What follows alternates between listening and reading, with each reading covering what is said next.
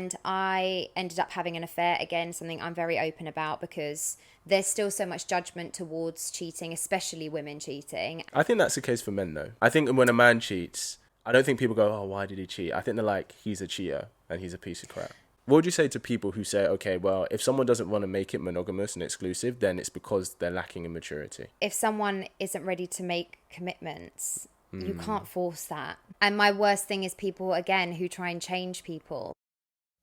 Yo guys, welcome back to another episode on my channel. You know right here, I'm sitting in this spot on the couch, which means I've got an excited conversation coming up for you right now. You know, I love to get different perspectives about dating, about sex between men and women. And this guest is no stranger to that space. So please welcome Maria. Hello, Maria. Hi. How are we? Thank you for having me. I'm good. Thank you. How are you excited about your new podcast? I am excited. Well, I guess, yeah. I mean, they're conversations I've been having forever. So yeah, it would just be that now the world can hear them if they want. I know. You might kind of opening the book up to you, your thoughts and all your expertise. How did that start for us, for you? I think I've always worked as a musical theatre performer, and then during lockdown I sort of started to think about other things that I was interested in. And for a start, I've always been the agony aunt of my friends. I've always been that person who, when the conversation starts to come to an end about sex, I'm like, no, let's keep talking about it. Yeah. And I actually, from quite a young age, I started to notice people making the joke. This is actually kind of really where it started. Yeah. People would often joke about, oh, when you're married, you don't have sex anymore. And even when I was really young, I thought, why? Yeah. What do you mean? That doesn't make any sense. Isn't that part of the reason you're marrying someone and embarking on that journey together, is because that's also an important part of your relationship? Yeah. And I've always sort of wanted to get to the bottom of why that happens. And anyway, all of these things merging together, I started studying as much as you can to be a sex educator, because just so anyone knows, there's no official qualification. You can literally just start calling yourself a sex educator. Yeah. However, I have done the courses in it that you can, and I'm doing a psychology and counselling degree to study to become a sex therapist. Nice. So alongside that journey, decided to open up all the conversations about sex, just to make it a sort of more honest space, in the hope that people will feel more comfortable and less alone, because I think a lot of people have confusion and shame attached to their sexual liberation and their sexual exploration, and hopefully when they hear other people going through the same things, they will feel a bit better and a bit more open to discuss things themselves. That's sort of really the purpose. Yeah, 100%. That's all great stuff. Do you feel that we are more sexualized today than before? Because I get what you're saying, that, you know, it can be something that people are afraid to talk about themselves personally. But then, I know, I feel like on social media, what we see on TV and films, like, I feel like a lot of things are very sexualized. So what do you think? Do you think we're more sexualized or no? I do agree with that, but interestingly, the younger generation, I'm not sure what we call them now. Is it Gen Z? Is there a younger generation than that already? I don't know. Yeah, it's anyway, true. Let's go with Gen Z for now. Gen Z. Are having less sex. Yes, they are. Well, yeah, supposedly, you know, as much as we can go by. Well, the men are having less surveys and statistics and all of these things, and I think it's because social media, whilst it can be a very sexualized space, it is definitely inspires a lot of insecurities in people. Like, I have friends who are scared of sex because they have body insecurity, because they log on to Instagram and all they see is image after image of perfection, and, you know, even though those images aren't real, it doesn't mean that they're not going to get into people's heads. Yeah.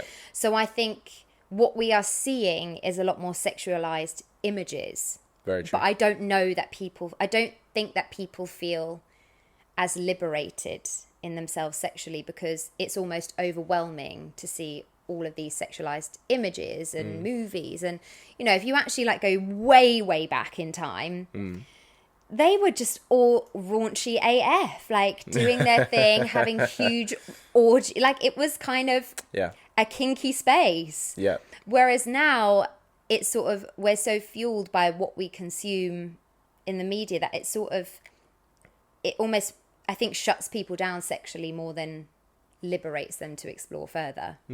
Yeah, I hear that. Maybe there's an element of, I don't say being numb to it, but I don't know. I think if you're constantly seeing sexual images, then when you do see one, like a really big thing, I don't know how much you're aware, but a really big thing is, you said about how less people are having sex. Well, according to statistics, at least in the West, 30% of men today report being virgins or not having sex in the past year.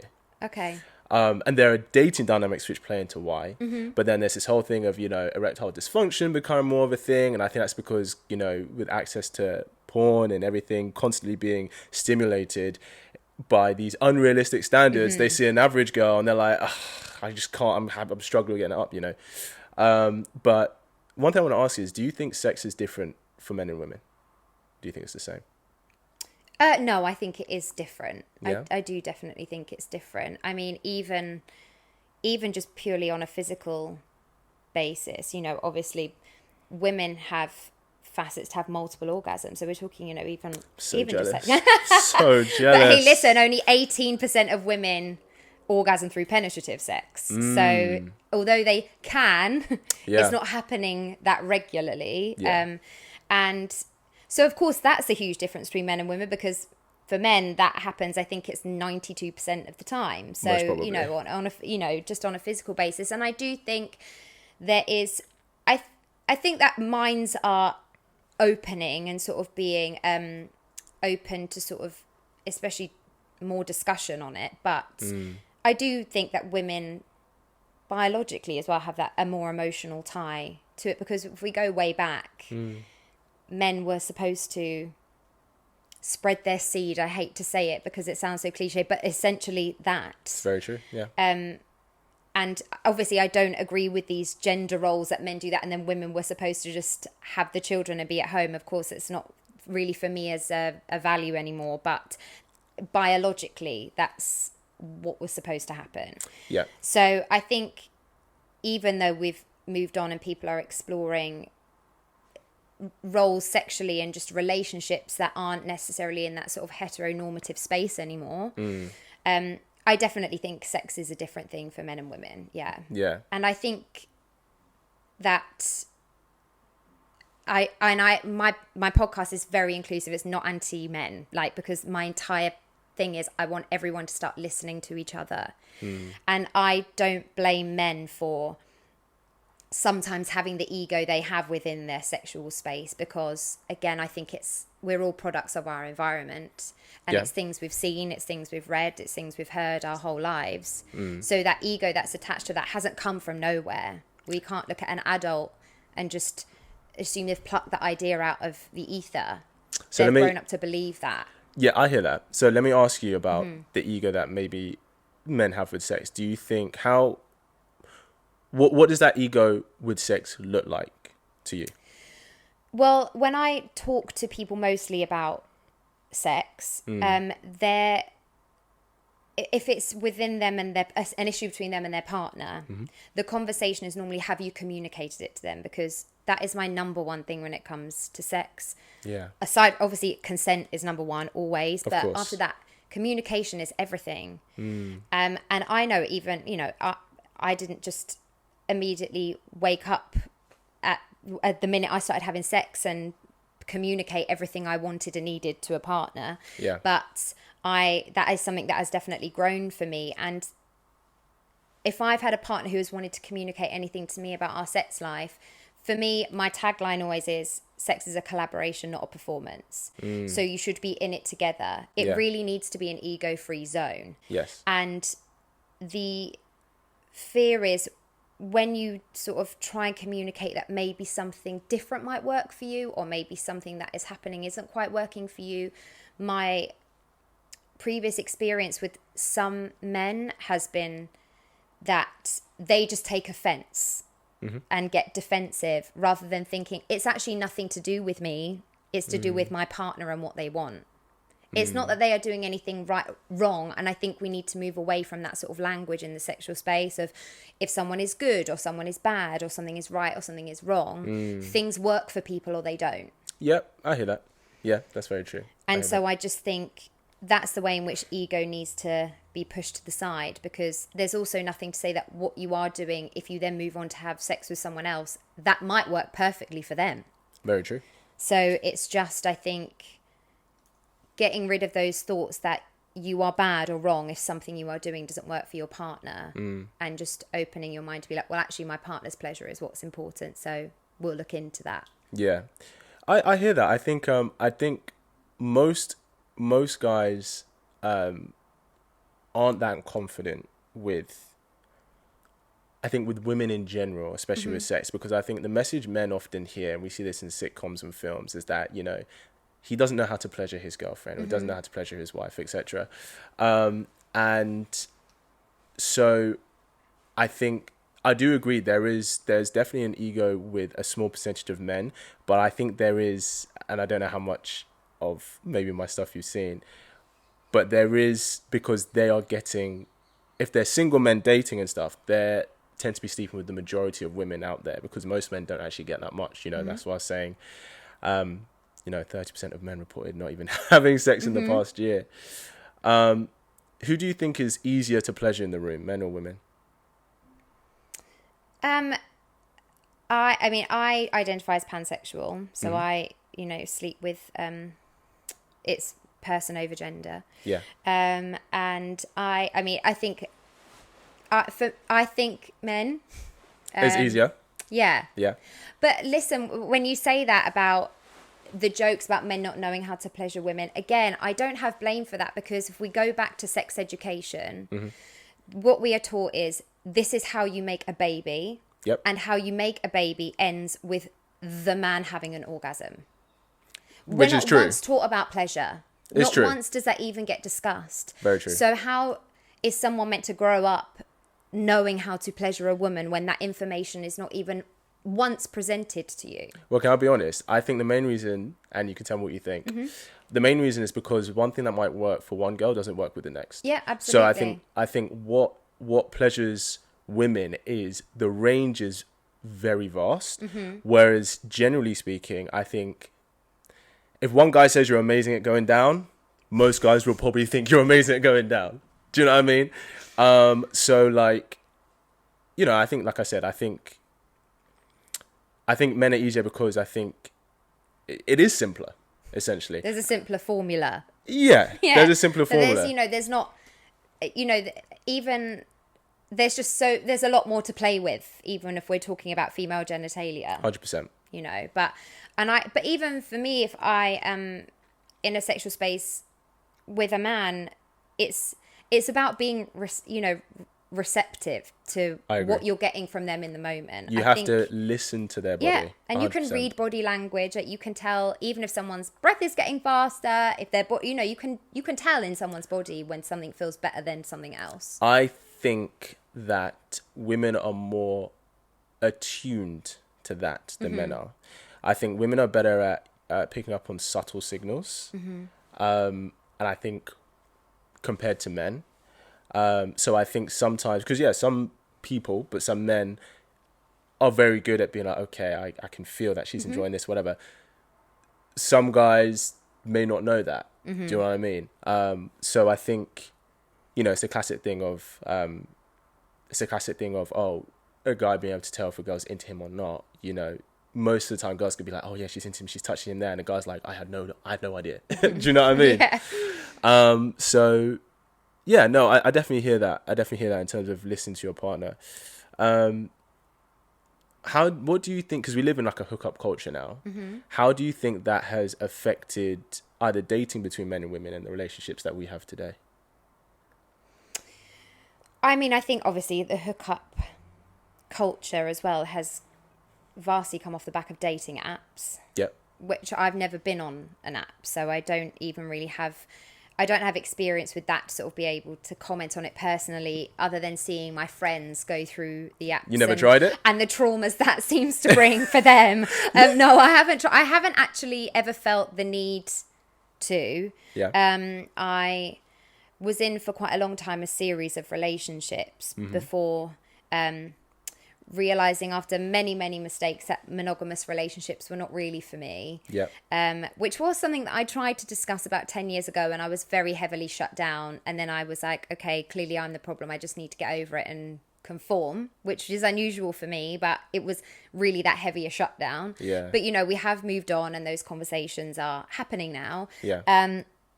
So I guess for me as a non-monogamous person, hookup culture is sort of my life to a degree. I mean, not so much. I have multiple sexual partners and we all know the score. Yes. And if anyone at any point decides to go and be in a relationship, they just say. 100%. Our channel of communication is so open, you know, there's sort of no, I mean, there's not really any trust to be broken. We all know what the situation is.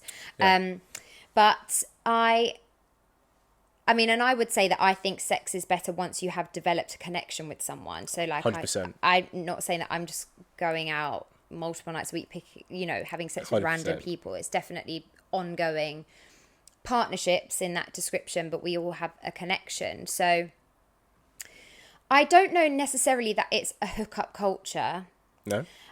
In terms of how that against relationships is working these days. I think it's that people are offered so much choice that they are just, and I don't, for want of a better term, they're just almost going through more people, which sounds like an awful thing to say. Yeah. But people are now in the mindset that even if it seems to be that even if they like someone, there might be something better out there. Yes. Because there's always another swipe or another scroll down and a tick, or so I think people are hooking up with more people because there's just such a wide pool of people who are now on those apps available sliding to them. into Instagram DMs, exactly. I just think people have, I think I can only speak as a woman. Of course. It just feels like people are available. Yeah. And I think as a woman, that is very true. For most guys, that's not the case. Most guys do not have any sexual options. The average guy rarely gets a sexual option because, I talk about this all the time, and just to understand the landscape, a lot of women have a list about it has to be this tall, whatever, this fat. And most guys don't tick all those boxes. But the guys who do tick those boxes, it's a very small percentage of men. Right. So then what ended up happening is, how you're saying about maybe your girlfriends, meeting these guys and being like, he's a fuck boy or whatever, I don't know. Well, it's because, statistically speaking, you have about 20% of guys having sex with about 80% of the women half the time, which I think makes it harder to find relationships if that's what you're looking for. If you're looking for, like you said, if you're quite open and you're, you're open to polygamy in a sense, then this is the perfect landscape. But I think, I don't know, like you said about having multiple, partners or whatever. Have you found, what's your experience been like in maybe being an open relationship with a guy compared to a girl? Like, how, is there any difference, or is it mainly down to individual for you? So an open relationship would, I think, lead more towards having a primary partner. Right. And then both having the freedom to do what you want. To do what you want, for want of a better term. But at the moment, I practice what people would call solo polyamory, which means I consider myself single, but just I have sexual relations, relationships with multiple people. So I don't know that it's that different because everyone knows from the get-go what the situation is. However, I will say that when I've had that conversation with women, they're kind of okay with it. Whereas I have had experiences where I'm always open from the beginning because I just think there's no point being anything other than. That's and that's just who I am. But I definitely have, with men, gotten a little way into that, and them having expected me to change my mind. Yes. And which is funny to me because all I've seen most of my life is female friends wanting to change men's minds about being in relationships with them. So I think it's funny to be like on the other foot, because I think there is still that kind of outdated idea that Well, she'll want to settle down with one person though, really, right? Shall I tell you what? She's just saying it. Shall I tell you what I think it is? Yeah, go ahead. I think if a guy is just looking to have fun, then that's a perfect situation for him. If he starts to look at you and be like, oh, this is someone I want to take seriously, that's when he starts to be like, I'm not okay with it. Yeah. And I think because there is for a man to, for most, like generalization, but I think for a man to invest in a girl long term, I think sexual fidelity is very important to him. And we know sexual fidelity is very important to a lot of people, you know, women included.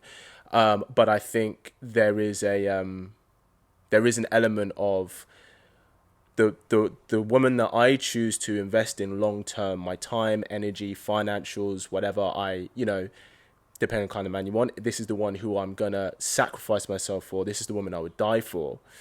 There is an element of, okay, but I have to know that that it's just us two in the game.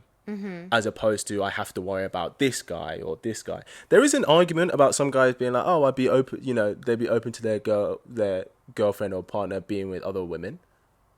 But yeah, when it comes to men, I think they're more sexually territorial if they're going to take us seriously, which is really interesting because in like you're in the industry, half the people are gay, right?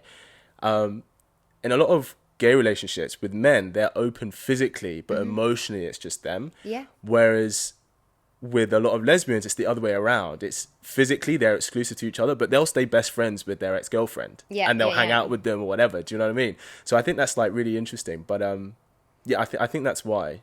Well, when I was actually on a tour, and a few people in it were gay men, and they were married in gay marriages, and they were open, and we had so many discussions about it that it was sort of being in that environment and talking to them so much that made me feel more comfortable to start exploring that again and actually start being open about it again.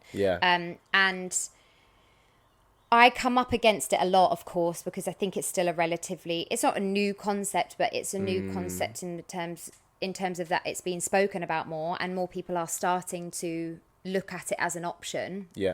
And I've said before, not being monogamous or being polyamorous makes me feel free. Yes. And people who lean towards monogamous situations say, oh, so you're saying that monogamy doesn't make people feel free? And I said, well, if you are a monogamous person, you should feel free within your monogamy, because that's who you are and what you believe. So I hear that. It shouldn't feel like a trap to you, because it's inherently who you are and what you believe. So why would you feel trapped? Yeah, I hear that. I think I understand why. I do think when you enter a monogamous relationship, you do make sacrifices. Yeah, of course you do. But I think you make those sacrifices, but you go, this person is worth that sacrifice. So like, if you go, okay, like I enjoy sleeping with loads of people and stuff, but I found this one person who I want to build life with. And while I would still love the freedom to do what I want physically with other people, I'm willing to sacrifice that because what I'm getting here is more valuable for me. So I do think there is an element of compromise and sacrifice you do make for a relationship. I think relationships, even by definition, means compromises in certain aspects, not on your values and your principles, but, you compromise on certain things to serve the relationship you want to build. But so let me ask you, like, and you don't have to answer this. You don't That's have to okay. answer this. Do you want like a husband and kids one day, or you kind of more... I've already been married once.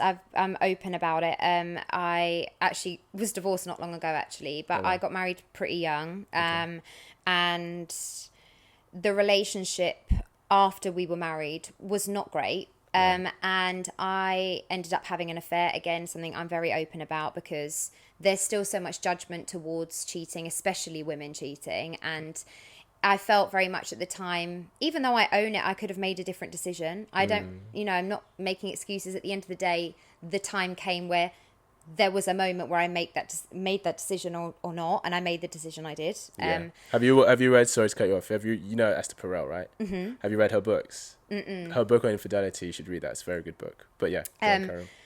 And when I first, and I've always been open about what happened. I was with my husband. I told him, but it's all of the crap shit stuff that he was doing was irrelevant because I had cheated, and it was just seen as the sin above all sins, despite the fact that I was in a relationship with someone who was unkind, unsupportive, quite misogynistic at times, you know, didn't see me through a really terrible health scare that was like really frightening, which I won't go into, but I was in a job where I was being horrendously bullied by people I was working with, and I was desperately miserable, and there was absolutely no support. You know, it was a really, really awful time, and none of that mattered. Absolutely no one cared about that, because all anyone cared about was that cheating had happened. I think that's the case for men, though. I think when a man cheats, I don't think people go, oh, why did he cheat? I think they're like, he's a cheater and he's a piece of crap. Yeah, I mean, mate, I think that's because that's always been so far from my way of thinking, because I have never thought that cheating is the worst thing someone can do. I think because that's clearly inherently the non-monogamous part of myself speaking. But I think the lying and the betrayal is the worst part. I think the worst thing for me is men who go, I could never have an open relationship, and they're out cheating every week. So I'm like, well, what you're saying is you don't want your partner to have the freedom to have sex with other people. Yeah, but you do. Yeah, people, and men and women, you know, they apply different standards to the other sex. They do. Mm-hmm. Some of it fair, some of it are double standards. But depending on what it is, that I think I can understand. Depends what it is. Depends why. I don't know. I think like, for example, like, I agree, like, if you're lying about something, regardless, if that's cheating, whatever, then that's not okay. But yeah, I understand the whole thing, and it's not fair. It's not fair, but I think because men and women do look for different things generally. Sometimes that can manifest itself in ways that are like, that doesn't make sense. How do you hear yourself? Do you know what I mean? Mm-hmm. So do you see yourself having like a family, husband, yes, so kids? I digress. I'm never going to be following traditional relationship. Mm-hmm. That it's just not what it's going to be. I think, can I see myself having a primary partner? Yeah. And us having the thing is, sometimes the freedom is enough. I have friends who are in open relationships, but neither partner is really actually all that interested in going anywhere else. It's just knowing they have the freedom if they want to, and that's sort of been enough. Yeah. And marriage has never been important to me. Like, when I married my previous husband, we had been in a relationship for however long it was, I can't remember now, and he was American, and obviously I'm from the UK, and we had completely run out of options to see each other. Right. And it was a decision of, we either get married or we try and make this work across the world, or we break up. So it's sort of it was a decision made out of that, whereas I'm someone who would not have minded if I was never married. My mum was never married, which I think was like, my mum and dad weren't married, which was like quite like radical for the time, and it was her, and that was very much her. She didn't want to be married. Yeah. And so it wouldn't have mattered to me if we hadn't got married, but it was more a sort of means to an end so we could live in a country together. If I had a partner and it was really important to them, I would, because I don't really care either way. But also, if I was with someone and marriage was completely unimportant to them, I'd happily never be married. Yeah. Would you be monogamous? I don't think I'll be in a monogamous relationship again. Never again? I always say, with everything, I reserve the right to change my mind at any time. Of course. At the moment, I identify as pansexual, and I live a non-monogamous lifestyle, but I am also a vegetarian, you know. Yeah. I reserve that I could change my mind at any given moment and decide differently. It's the same. I don't think I want children, and I haven't felt that way yet. Yeah. But listen, I could wake up next year and be like, something might switch on in my body. Sign me up. I'd be like, yeah, it's time. Let's start getting some babies going on. But at the moment, it's not something that I necessarily see in my future. My plan at the moment is, once I have my degree, is to do a PhD and become as much of a doctor of sex as you can. Yes. And once I've got that, to take my dogs and get in my car and drive to Europe and probably not be back in the UK all that much. Because I have a European passport, so I'm just going to be out. That's the plan at the moment. But listen, things can change on a dime, can't they? Of course. Something could change tomorrow. But yeah. I'm just I'm very open to see what happens, I think. But at the moment, I'm happy with how things are in the relationship well, not really relationship, but in the setup that I have. I think what's difficult is I do have friends speak to me who've been in monogamous relationships for a while, and they are starting to say, how do I open the conversation? Are these male or female friends? Mostly female. How do I open the conversation about potentially opening up our relationship? Why do you think they want to open up their relationships? I don't know if it's actually for a lot of people seeing that new relationship constructs are becoming more normalized, and it might allow them to tap into something that they've maybe considered at some point they might want, and now that they feel more comfortable in a space where more people are doing it, maybe they're like, okay, so maybe it is okay. Maybe it isn't that weird. Maybe I can have this conversation. But I do think it's really difficult if you have a relationship set up in a monogamous space to then broach that subject. It depends what your communication is with your partner and what kind of level of communication you have with them. But it's interesting because, like you said earlier, it's a lot of the time it's the girl asking the guy to be exclusive to her first. So then for them to get into a relationship and then suddenly she's like, no, I want to be open. I think it's like, where did that switch come and why did it happen? Because, well, I mean, why not just keep it that way from the beginning? Do you know what I mean? Yeah, I hear that. Is there? Go on. I think, as is going right back to the beginning, as I said, what led me to sort of want to embark on studying sex and sexual relationships was that age-old thing of, when you're married, you don't have sex anymore. Right. So I think, sometimes it's in long-term relationships when that starts to lessen. And when you're first with someone, it's not just an emotional thing. Your body is literally releasing chemicals that make you happy to be around that person. That's why we have the honeymoon period. Your body is literally releasing dopamine and you feel great being around that person. So sometimes the sex you are having with that person in the beginning is amazing, or sometimes you just feel amazing. But so sometimes when that wears off and you realize actually there's things that need working on here and you don't work on them, you don't communicate about them, eventually if both people aren't really getting the sexual satisfaction that they need, people just stop trying. And that is the most common thing I see, and it's because the sex, if you go right back to the beginning, was never discussed and sort of opened up to really satisfy the other person in the way they might want or need. And so as time has gone on, the more difficult it gets to have that conversation. Because having you say, hey, for the past 3 years hasn't really been working for me. I think it makes it difficult for yourself if you haven't had sexual check-ins or just been like, hey, is there like anything new you want to try? Is there anything like I can do for you? Like, I just think if we're asking our partners if there's anything new they want to try for dinner, why are we not asking them if there's anything new they want to try in the bedroom or wherever you choose to have sex? And so I think that for a lot of people, it's when you get in, and long-term monogamy is difficult. It's not hard easy, work. But people don't talk about it.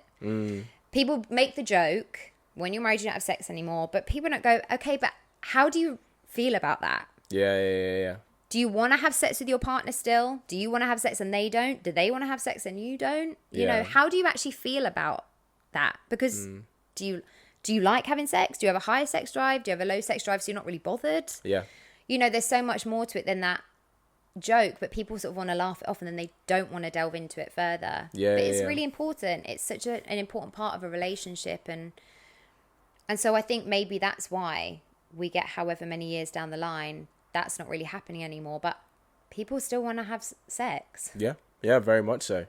I've kind of grilled you a little bit. Is there anything you want to bring up? Anything you want to talk about? I don't want to feel too bad.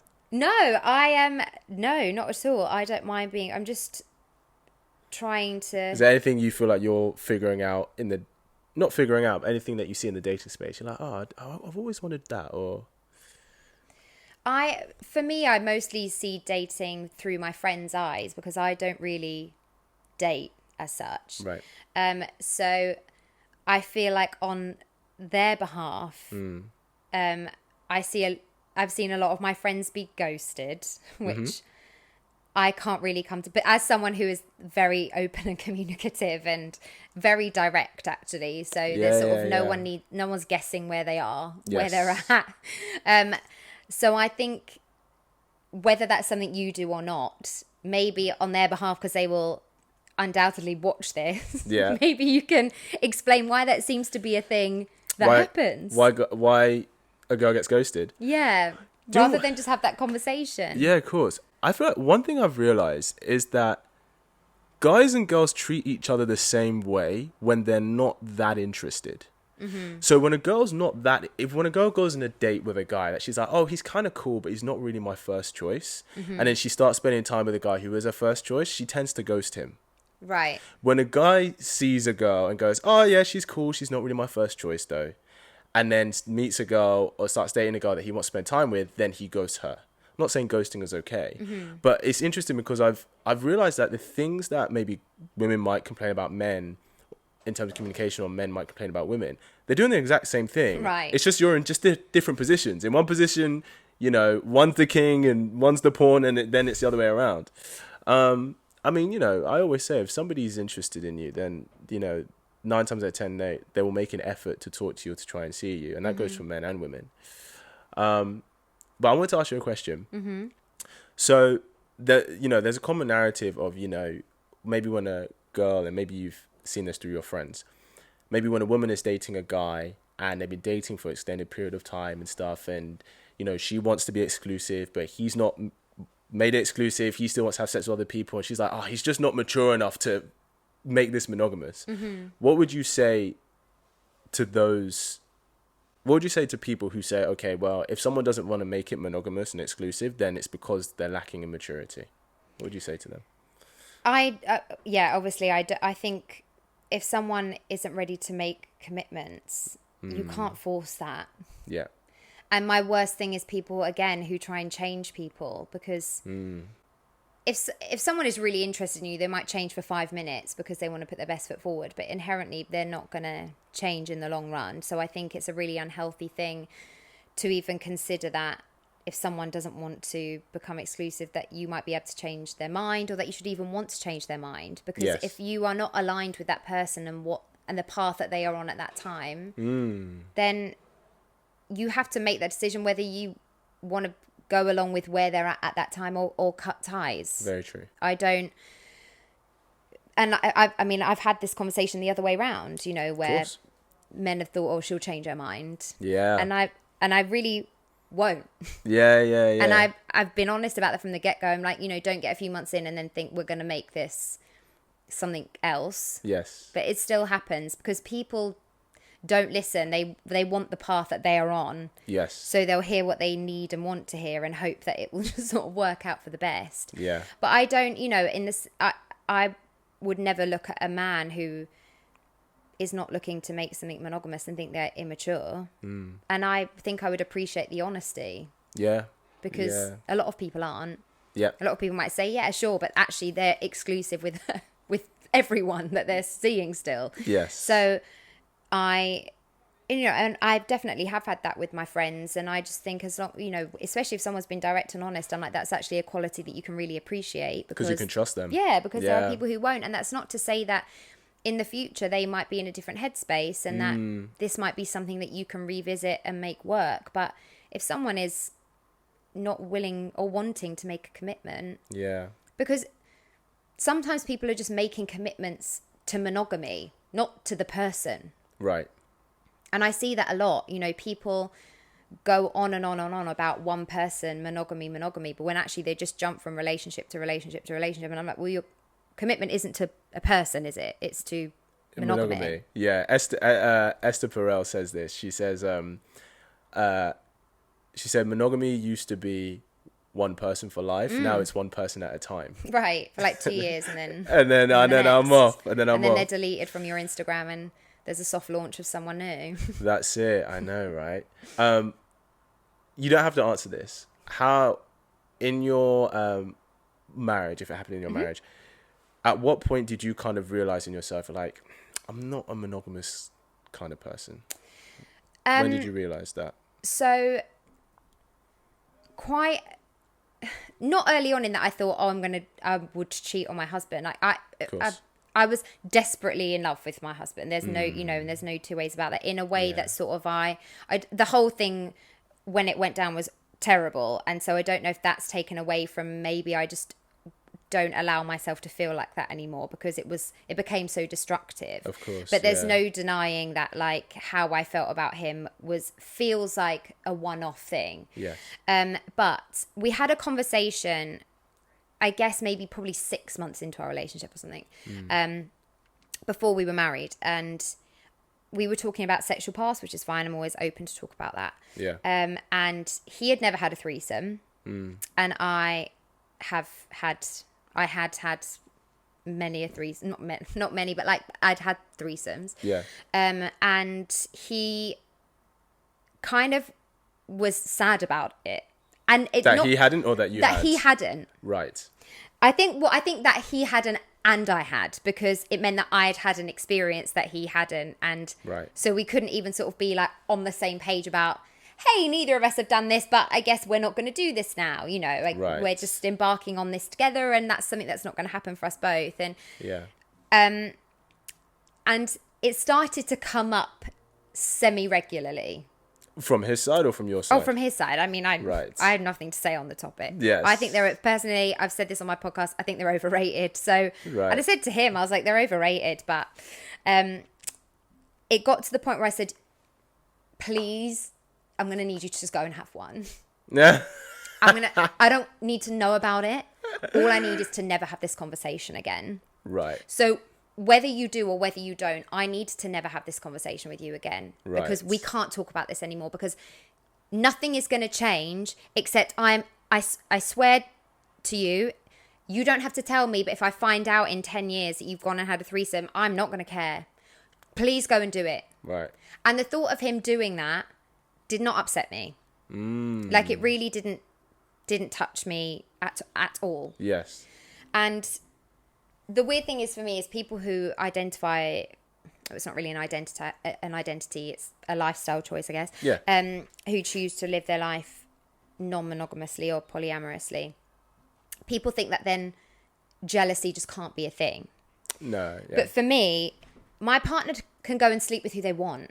I don't even consider it. It doesn't give me a single ounce of a jealous feeling. The thought of a partner of mine calling someone or going out for coffee with someone and telling them things about their day, something good that happened, something bad that happened, having in-depth chats that they are not having with me, makes me feel like I want to like throw something out of a window. So I do have jealousy in me. It's in a different area. It doesn't live in a sexual space at all. Right. And I think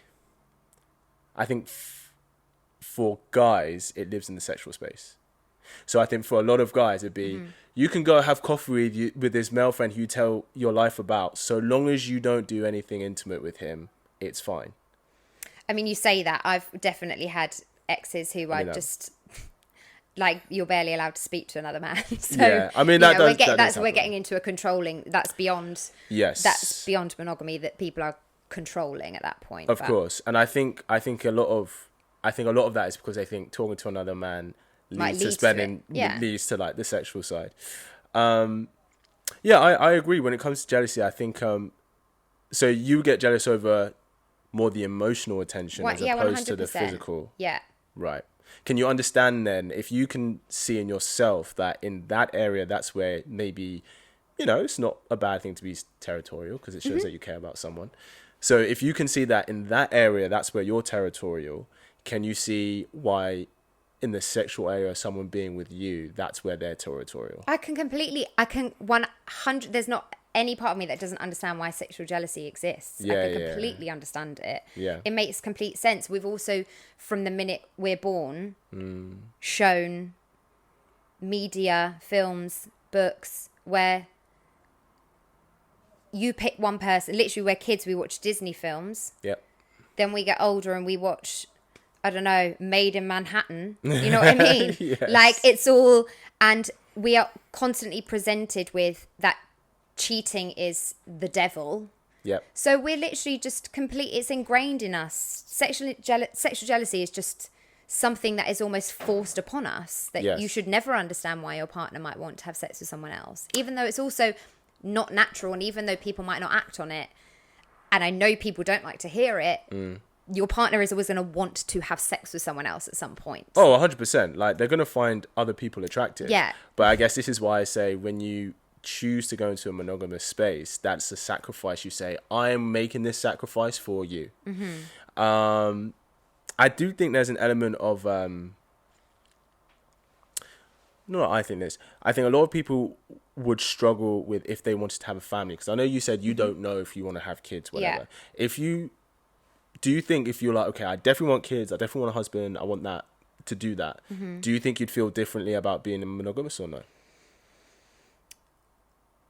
I think that there are so many different versions of what a relationship looks like now, that you sort of just would have to find whatever works for you. Right. I, as well, follow a lot of accounts about polyamory and follow a lot of couples who live those lifestyles. And there's definitely something to be said for people who have open relationships when they have a family, when the woman is pregnant, because sex is on the table for her, it's also on the table for him, which I guess, like, I don't know that I would feel like that, but I'm like, I get it. Like, I kind of get where you're coming from. Yeah.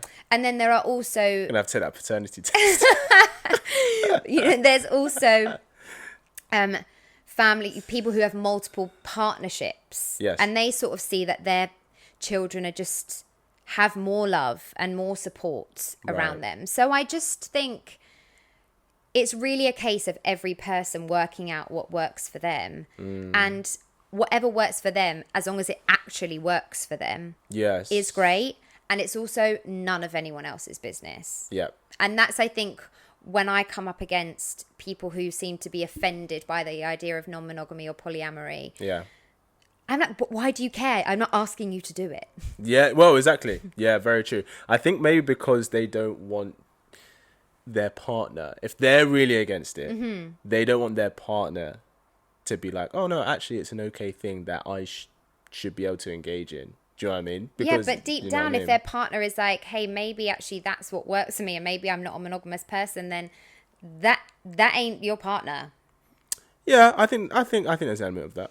There's an element of that. But and it's mad to think that a couple of conversations about might make someone go, oh, actually, no, that's it. I'm going to go and have sex with whoever I want now, and everything we've decided to build is thrown out the window. Yeah. You know. Yeah. We don't watch, like, well, I guess some people might, but we don't watch a couple of documentaries about veganism and everyone throw everything out the window and become a vegan. Very true. Very. That wouldn't. I don't know if that would happen with me. I'd struggle a lot. I'm going to shift gears here. Okay. Andrew Tate. You know who he is.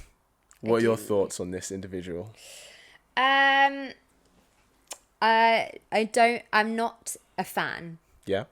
About anything he says or about everything he says?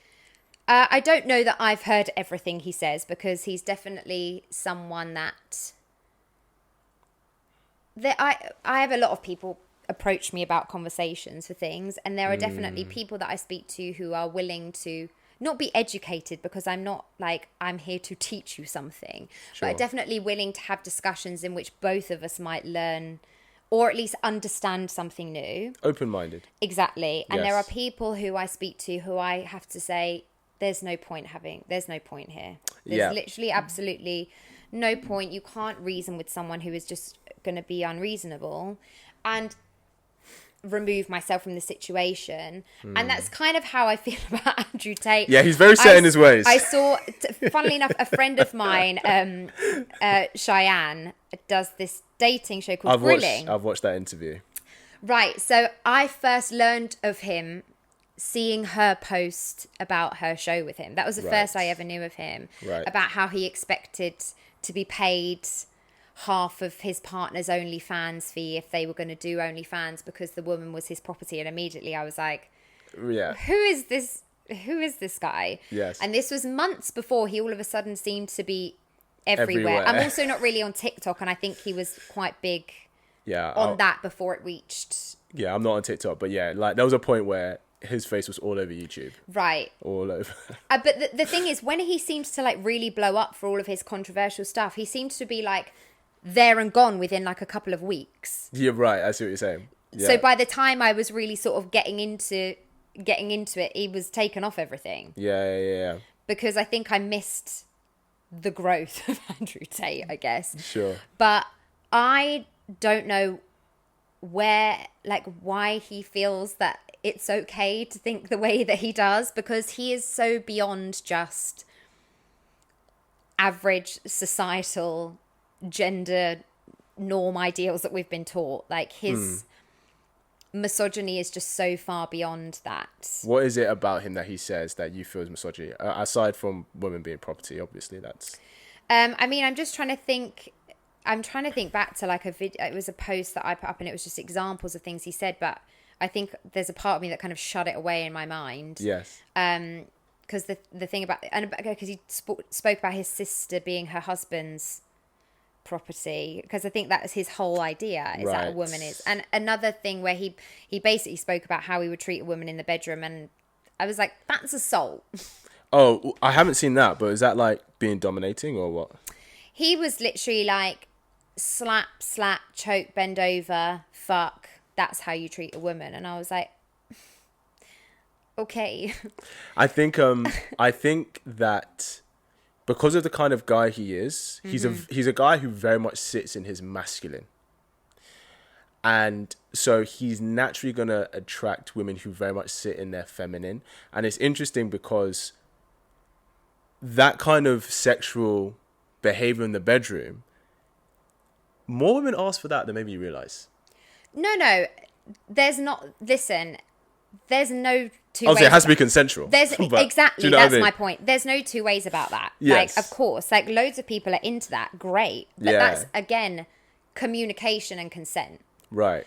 That's that in the space he was speaking on. He wasn't speaking in a sort of consensual manner. You think he was talking about forcing himself? Or? Yeah, no, he was. Yeah, he was. And I mean, I believe one of the reasons that he lives in, is it Romania that he lives in? Is because like their laws on sexual assault are way lower than other countries. Oh. I mean, listen, we can only go on what we've read and what we've learned, and that is apparently the case. I can't obviously speak with fact, and I'm not one of those people who voices my opinion with so much conviction that people believe it's fact. You know, it's that is what I have read to be the case. Yes. And that is one of the reasons he resides there. But I look at someone like Andrew Tate and I just think, you need so much therapy. That's actually my first thought when I see someone like that, because the way he speaks, he hates women. You think he hates women? That's what comes across for me, is that's hatred. Yeah. I mean, I don't agree with everything he says. I understand the foundation in which some of the things he says comes from. I think that part of the reason why I think he's blown up and is so popular is because, one, I think men lack masculine role models today. And I think because somebody sees someone like him and he still gets every man's dream, right? He's very successful, gets all the gorgeous girls, blah, blah, blah, blah. So it's like, even if you go, I disagree with what he's saying and he's wrong, he's still getting the results that I think a lot of men want. But what is a masculine role model? What is a masculine role model? Well, somebody who epitomizes or demonstrates attractive masculine qualities, like being confident, being direct, being ambitious, having direction. But why are they masculine qualities? Well, because I think those are I think there are, well, we're all comprised of masculine and feminine qualities. We all have both within us as human beings. Um, I don't know. I think, it's like the whole thing is, they say order is masculine, chaos is feminine, but not in a bad way. Like we say Mother Nature, because the feminine is life and creates life. The baby sits in the woman, not the man.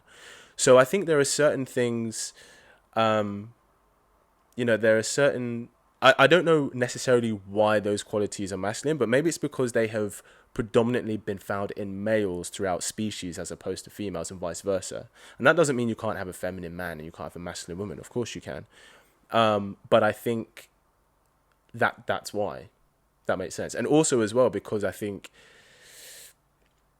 well, like I said, like he's getting the results that I think a lot of men want. So then it's hard because I think initially people would look at him and go, oh, what he's saying is really brash.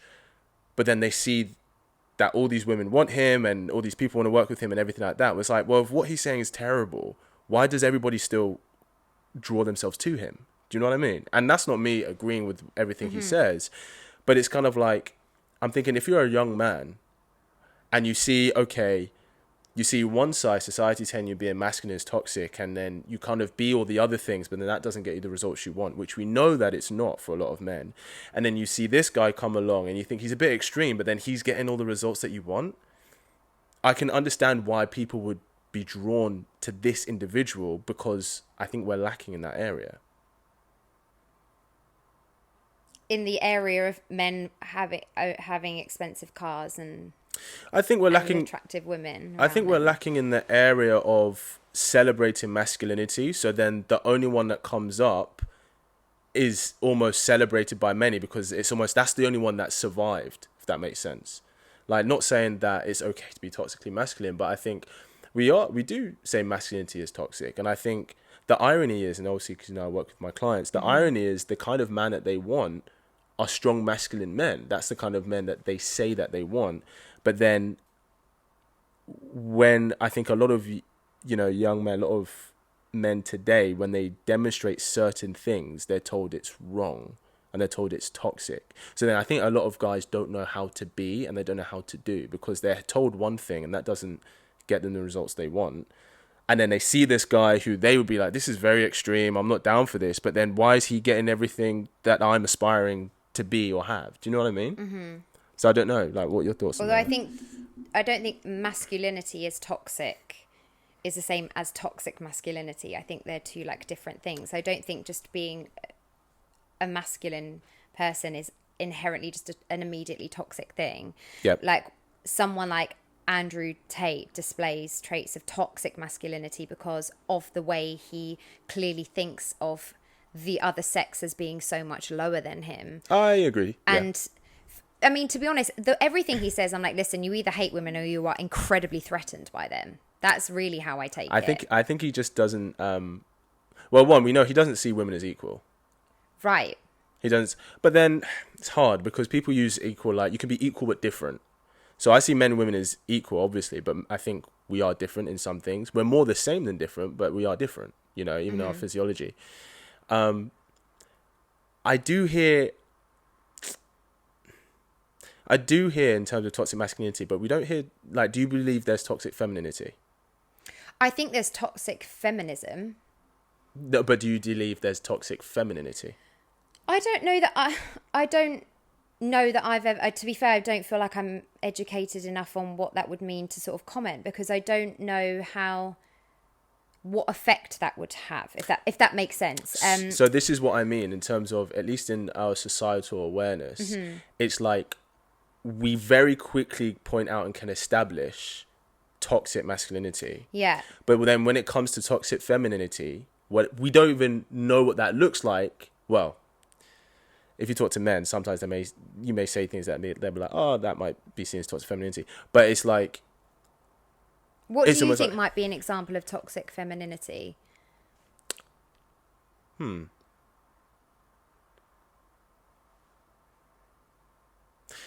I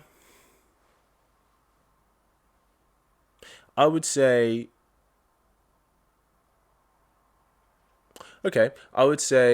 maybe if a girl lets a guy take her out when she has no romantic interest in him, but she's taken out to enjoy the attention and the experience, which sometimes guys do. But I would say, if I had to guess, I'd say that's an element. And I say that one because that's the one I hear the most from guys. You know, that, oh, I took her out, I do all these things and everything. And she's, you know, the guys are investing a lot. Mm-hmm. But then when it comes down to it, she's actually not interested. And she knew that from the beginning. She was just enjoying the attention that he was giving her. So that's the one I hear the most from men. So I would say that's an example. But then we don't say that. Do you know what I mean?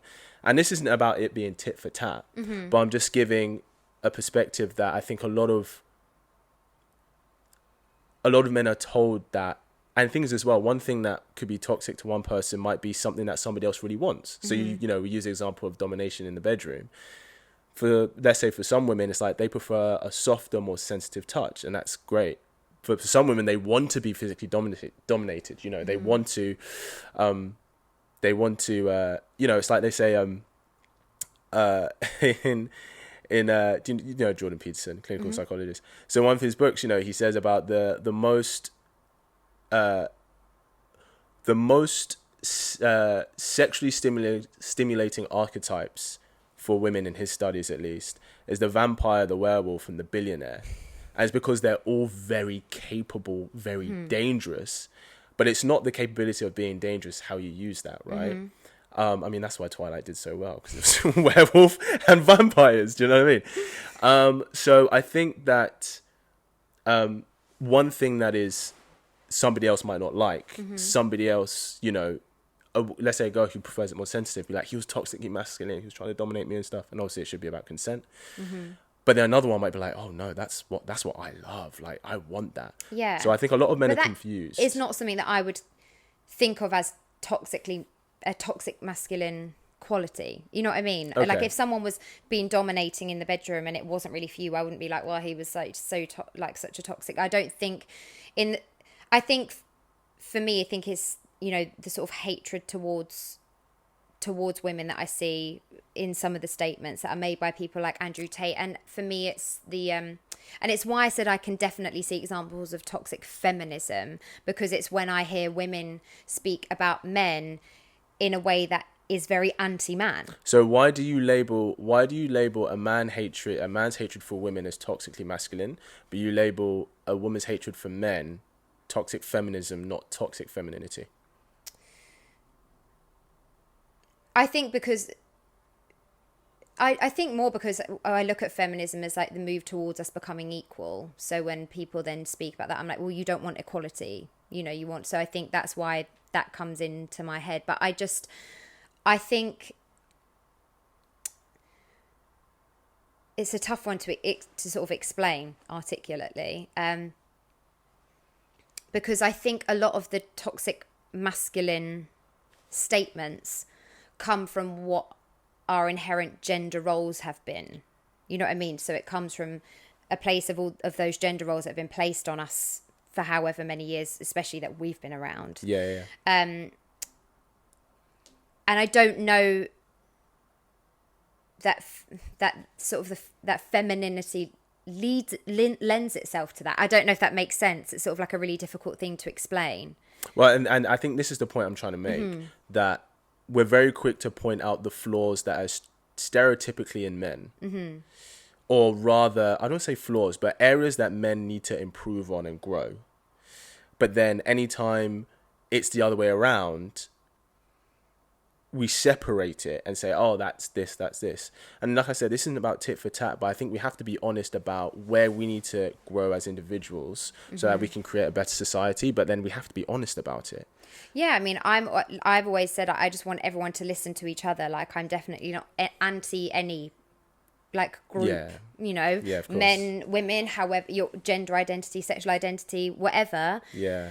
However you identify in whatever space, we all need to start listening to each other. We can't shut people down, because then nothing's going to move anywhere. We've got no chance of like things moving into a better space. And sometimes when I post sexual content, like I did about a man the other day who was quite literally a paedophile. He was in his 70s talking about sleeping with teenagers, young, dumb, full of cum, Oh, wow. but they're happy little girls full of energy.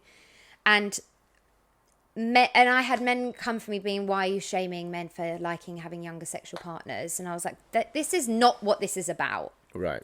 And they sort of want to have a problem with whatever I'm going to say as a woman in the sexual space, because it might threaten what they believe to be good sex, or this, that, or the other. Yeah. And so, like, my whole thing is, actually, if you just listen and we all listen to each other, you're probably going to start having better sex too, I promise. You know, it's not just, this isn't a space for women. This isn't a space for the gay community. This is a space for everyone to listen to each other and try and actually hear each other. Not listen, but just wait for your turn to speak again. Like, actually try and listen to what the other person is saying. We're not always going to agree, and there's not always going to be right or wrong. Yeah, that's true. There's going to be spaces where taste. it's, you know, it isn't a right or wrong situation. Yeah. But we all have to listen to each other in order to pave a way forward. But I think when it comes to the toxic man, woman, that space, there is anger from women for the fact that they have been pushed down for however long, we're talking about a gender pay gap, whether we're talking about the fact that from sex education onwards, we were taught that what's important is a man's pleasure in the bedroom. You know what I mean? Like, we're going like way back to like when we were young and what we are taught in terms of like roles in the world. So some of it is also coming off the back of that anger and wanting to get to a place of equality before we can really like analyze anything else. Like once we're like in a space of we are equal across the board, so, you know, maybe toxic, this, that, or the other are not really the best terms to use, because there's always going to be anger and upset and negative emotion whilst there isn't equality. Yeah, I hear that. I think from a lot of people I talk to, I don't think when it comes to dating and relationships, I don't think they're looking for equality. Right. Like, you know, I think, you know, so a very common thing is, let's even make it very arbitrary, right? Like, a lot of women express they want a guy who's taller than them. Right, yeah. That's not right. equal. No. A lot of women express that they want a guy who makes more money than them. That's also not equal. They want a guy who's older, more experienced, someone they can look up to. And that's completely fine. Like, I completely understand But is it?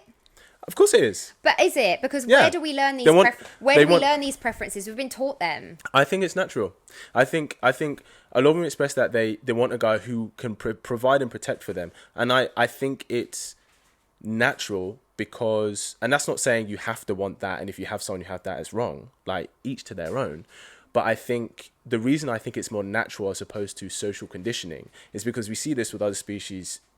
We see this in animals as well. It's not a coincidence that, you know, a woman wants to find a man who can protect her because when she's pregnant, she's the one who's vulnerable. Do you know what I mean? Or like we could say that, you know, that she wants a guy who is, I don't know, who has a good job or whatever, because if she's going to take time out of work to child rear or whatever, then she has to make sure she was with someone who can keep a stable home or whatever it is.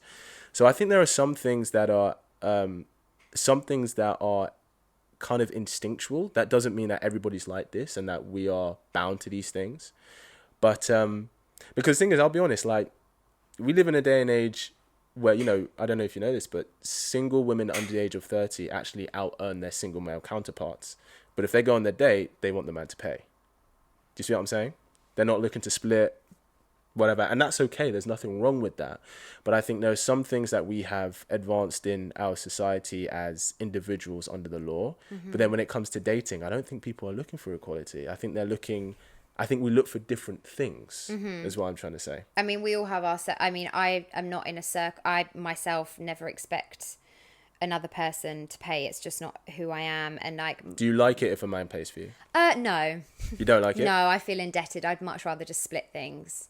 But especially if I think I'm not going to see that person again, I can think of anything worse than walking away feeling like I'm indebted to someone and that they had like contributed to something that I'm not and I'm not going to see them again. I think that's a really nice mindset. I don't think a lot of people have that mindset though. But I think because my like close friends do. So I think obviously we have our own echo chambers, don't we? Of so course. I think like that's kind of what I am. But then I grew up in an environment, you know, where my dad and my stepdad now, because my mum and dad are separated, Yeah. always paid. You know, we'd all go out for dinners. Yes. It would always be my dad who paid. You know, so I did grow up seeing that. But Yeah.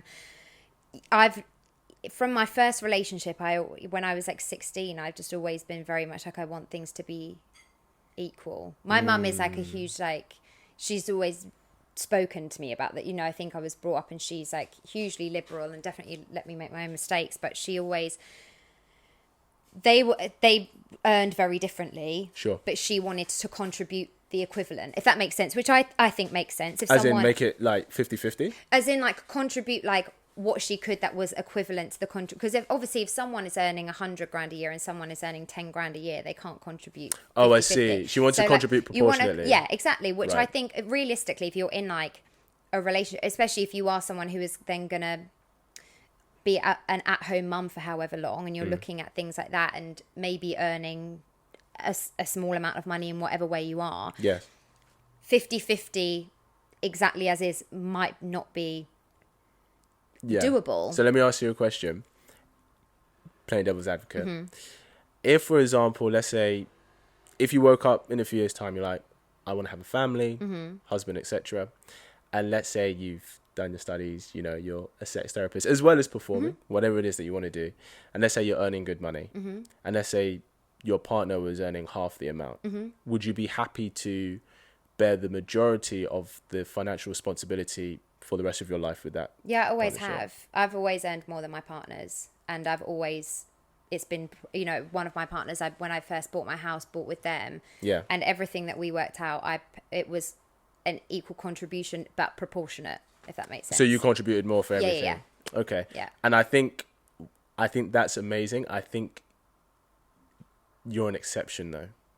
Because when I talk to other women, they don't want to be providing for a man Right. long term.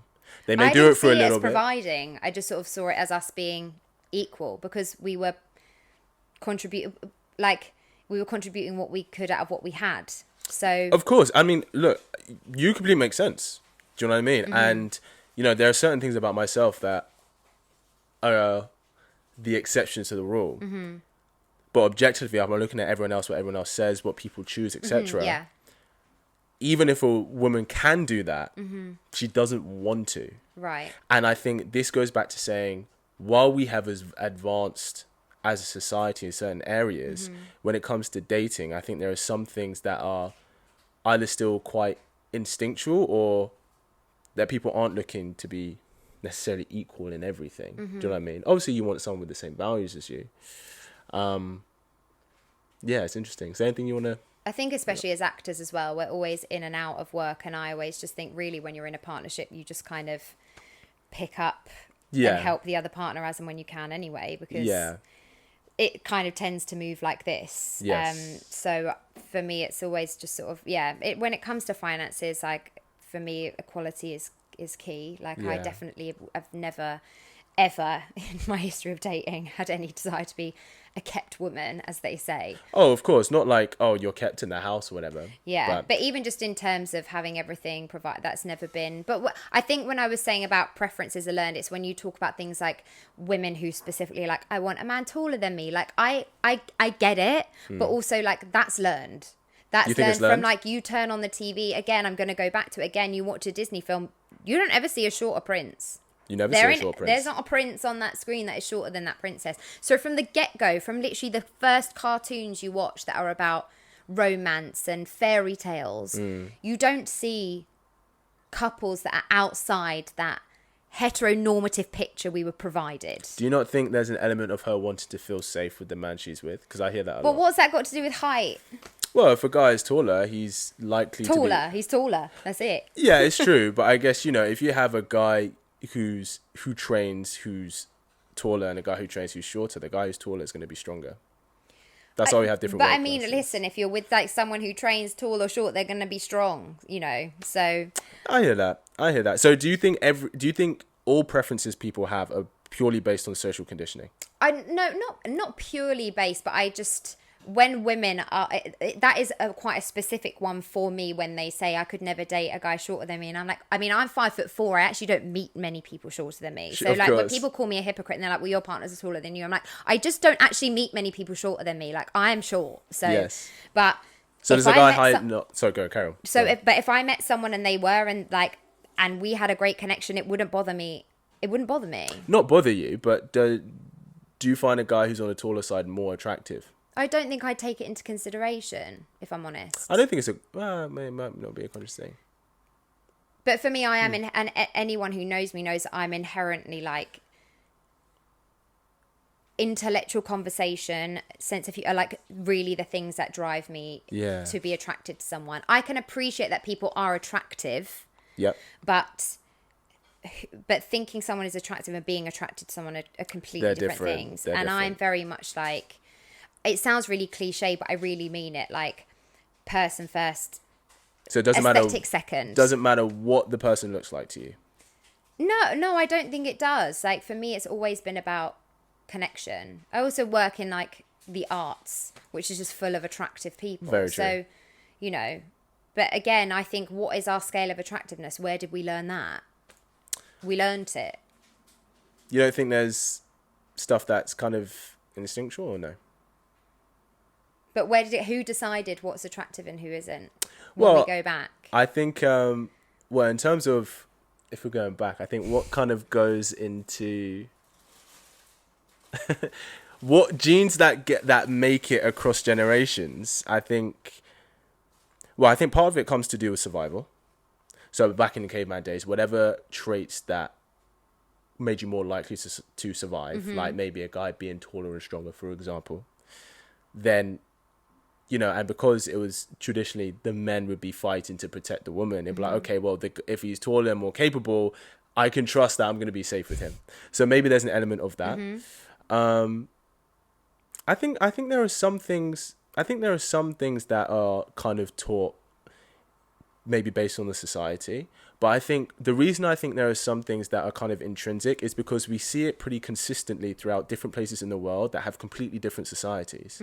So, like, let's say, for example, like, it's not a coincidence that a guy is seen as more attractive if he's very intelligent and confident, as opposed to on the other side. Do you know what I mean? I mean, is that taught, or is that kind of more because he's more able to do things? I don't know. So I think there are some things. I think there are some things that could be preferenced, but I think there's some things that are intrinsic because they're pretty consistent. Do you not think?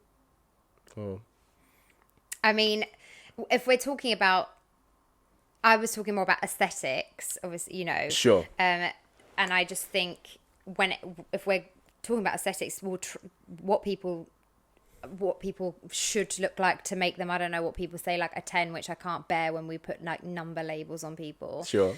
Changes all the time. I agree. It does change. Like, what was the beauty standard today is different than what it was 20 years ago. Yeah, completely different. That is very true.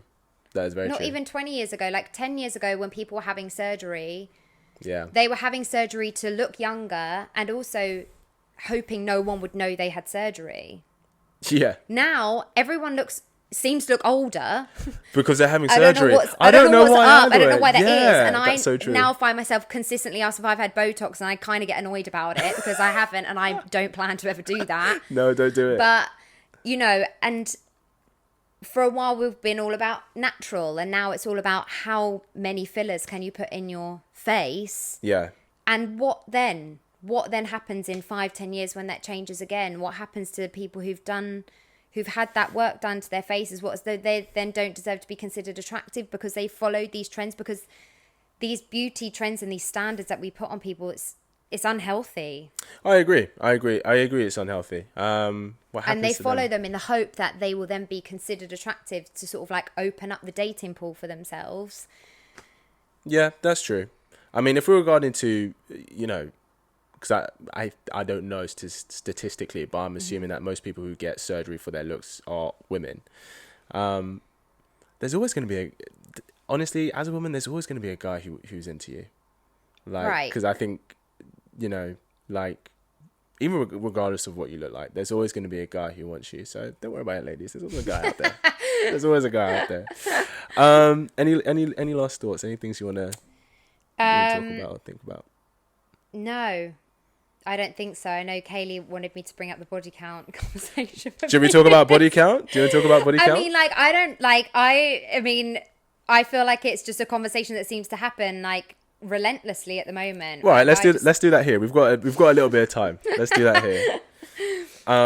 So yeah, go on. What are your... I mean, as you can imagine, I don't care. Like, I just think it doesn't matter. Like, obviously, I don't care. I definitely wouldn't care how many partners a partner of mine had slept with. But I know that, like, it definitely seems to be something that men have more of a problem with than women. But that might be wrong, because I obviously only know myself, and I know I don't have a problem with it. But I think sometimes, even maybe with my friends, I might go, oh no, I don't care either, because they probably might be nervous about what I might have to say if they told me they did care. But I think there's more judgment. So, you know, I think maybe women might be like, maybe might feel uncomfortable about it. I think there's more judgment from men for sure when it comes to... I think that men have a standard. Different men have different standards when it comes to body count. I'm going to prefix this with monogamous men. Because I think men who are on the open side, I don't think they care. No, I don't think you can. I don't think they can. They're like, how could you? how could you can only you sit care? with one man a week. That's it. Yeah, no, well, you know, like I said, men care at different varying degrees, but if they're considering a girl long term, they do care. They do care. But why? Why do men care? This age-old question.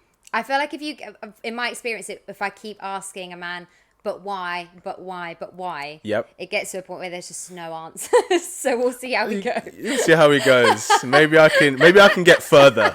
Maybe I can get to 7 whys instead of just 3. Like an annoying child. But why? But why? Are we there yet? Why do men care? Okay. Men see sexual intimacy with women as the prize. So when they're into a woman, he's obviously open to getting to know who she is. Mm-hmm. But the reason 9 times out of 10 a guy starts pursuing a woman is because he is physically attracted to her, right? If sexual intimacy is a prize,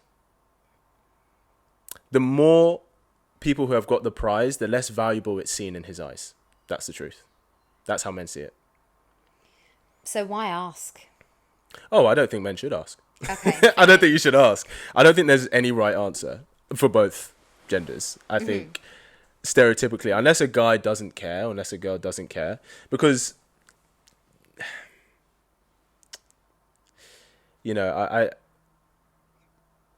it comes down to, okay, so, you know, earlier I said, I kind of joked about 2 people being in an open relationship, but when they start having a family, they're monogamous, right? And I kind of joked, he better take that paternity test. That is a very big reason, because for men, and the thing is, like I said, this is one of the things I'm generally quite liberal on myself, but I recognize I'm an exception to the rule. For men, sexual fidelity is incredibly important. And the more partners that someone has had, the more likely infidelity is likely to occur. Do you have something to say about that? Well, I mean, I don't equate the two. Well, statistically that is true, but I think... You know how I said about how... you know how you said emotional time is what you're territorial over? Men are territorial over sexual time. Because if I ask you, okay, why emotional time? Why are you territorial over that? I'm going to play the why game with you now. No, that's fine. That's totally fine. I don't even know if I've ever thought about what I think. You know, I just recognise that's where my jealousy peaks. Yep. I think it's because, and to be fair, in the same way, not just a partner. Like, I'm quite territorial with my best friends in the same. You know what I mean? Just like my friendships, in that. Yeah. If like one of them has told the other ones, like someone else something that they haven't told me, I'm like, but why? You know. Yeah. And I don't know what it is. I mean, I couldn't tell you. I couldn't tell you why that is. It's just that's absolutely what what piques my jealousy. I don't know if it's like because I'm an only child, so I like fiercely just hold those closest to me like very dear, and I don't like the thought that like things are happening. Maybe it's like FOMO. I don't know. Because one thing I kind of say is that you know, I think men and women show their investment differently with each other. Mm-hmm. I think men show their investment through their emotional time. I think women show their investment through their sexual time. So if I say, okay, who does this guy in this scenario care about more? The girl who he spends a weekend with, they go on walks, they read books together, they don't have sex, but they spend a lot of time together, have a lot of deep, intimate talks. Or the girl that he goes around her house 8 p.m. Friday night, that have sex, and then he leaves the following morning. Who do you think the guy cares about more? Well, I mean, I don't necessarily know that it's even a topic of care. They just seem like two completely different relationship setups to me. Very true. Because one sounds like they're in a relationship, although I don't like that they went away for the weekend and didn't have sex. Like, that would be a discussion I'd be wanting to have with them. But, because I'd be like, is everything okay? You just choosing to make, is that just a choice or is something up? But, and the other thing just sounds like a casual thing, which sounds fine to me. So they're both fine. Yeah. But in that scenario, generally, the guy's investing in the first one more because, you know, just because a guy has sex with a girl doesn't mean that he's necessarily cares about her. And the second scenario sounds a bit earlier on in maybe a relationship. You know what I mean? You might just be like, because it can it might lead into the weekend away with walks and sure, or it could just be like a friends with benefits thing. Yeah, no, absolutely. You know? Or I guess the question I should ask is, you know, maybe who's he taking more seriously? But yeah, so I think because. And I know, you tell me what you think. I think because, well, equivocantly, if we say for the woman, who is she more investing in or interested in more? The guy who she spends the weekend with, nothing sexual happens, she doesn't have sex with, or like nothing sexual happens, but maybe they spend some time together for coffee, walks, whatever. Or the guy who she sees him Friday night, they spend the night together, they have sex and stuff, and then she leaves the following morning. Mm-hmm. Who would you think that she's more romantically interested in? I mean, I've seen my best friend do both because she's not really been sure what works more in terms of sort of potentially moving into a long-term relationship. So I don't know that I would know, again, because like I'm basing off of those closest to me. Yes. And I know that for a while, you know, she very early on in situations would sleep with people and is now choosing to wait a bit longer, thinking that might mean that... I agree. But whereas I don't think it should matter. That's not to say it doesn't. I don't think it should.